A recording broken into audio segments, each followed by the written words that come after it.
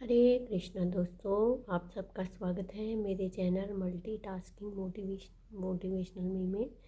ये है मोर पंख और आज मैं आपको मोर पंख की महिमा बताऊंगी कि ये बहुत ही अद्भुत और रहस्यमय मोर पंख होते हैं।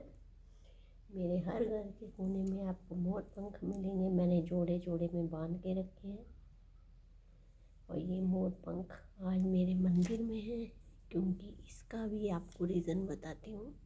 ये मोर पंख इसलिए यहाँ पे हैं, ये तो मोर पंख मेरे ठाकुर जी के ऊपर लगे हैं।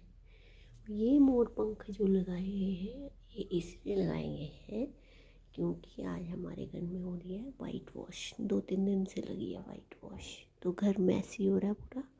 ये इस रूम में वाइट वॉश हो चुकी है, लेकिन मैंने मंदिर अपनी जगह पे रखवा लिया फिर से। तो आपको मैं आज मोर पंख का रहस्य बताऊंगी कि ये मोर पंख है जो बहुत ही अद्भुत, बहुत ही रहस्यमयी होते हैं। क्योंकि मोर पंख कृष्ण भगवान जी के मस्तक पे तो होते ही हैं विराजमान। इसके साथ साथ मोर पंख अपनी एक अद्भुत गाथा के साथ प्रकट हुए हैं। अब आप बोलोगे गाथा, कैसी गाथा? तो एक शॉर्ट स्टोरी है। उसमें जब भगवान राम जी को वन में एक बार चलते चलते सीता मैया को बहुत प्यास लगी, बहुत ज़्यादा प्यासे हो गए वो। तो उन्होंने कहा, सीता मैया ने, कि मुझे स्वामी पानी चाहिए। तो भगवान जी ने कहा, यहाँ कहीं तो पानी दिखाई नहीं दे रहा। उन्होंने कहा, मुझे तो पानी चाहिए। फिर उन्होंने कहा कि कहीं से भी खोज करके लाओ, मुझे पानी चाहिए ही चाहिए। तो भगवान जी ने कहा, मैं क्या करूं? चलते चलते चलते उनको एक मोर दिखाई दिया। उन्होंने मोर से कहा, मोर ने उन्हें चरण स्पर्श करके बोला कि स्वामी आपकी क्या इच्छा है? तो उन्होंने कहा कि हमारी भार्या को, पत्नी को बहुत प्यास लगी है। उन्होंने कहा ठीक है, अब मैं आपको ऐसी जगह ले चलता हूँ जिसमें आपको प्यास मिट जाएगी। वो मोर के पीछे पीछे राम भगवान जी आगे, पीछे पीछे मोर आगे आगे, उड़ते उड़ते मोर बहुत दूर चला गया। बहुत दूर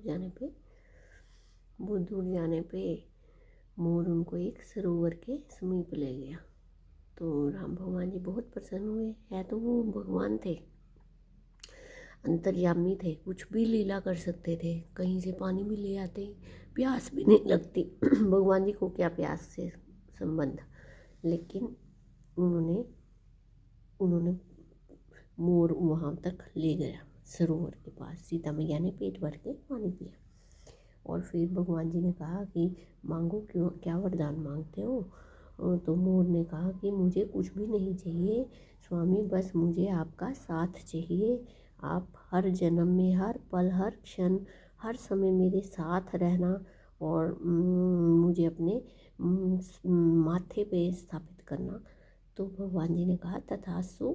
तब से लेके आज तक आपने कभी कोई प्रतिमा कृष्ण भगवान जी की देखी हो जिसमें मोर उनके समीप नहीं हो? चाहे वो वस्त्र में हो, चाहे निर्वस्त्र हो, चाहे धोती पहनी हो, पीताम्बरी पहनी हो, लेकिन मोर मुकुट उनके सिर पे हमेशा सुशोभित और ललायमान होता है।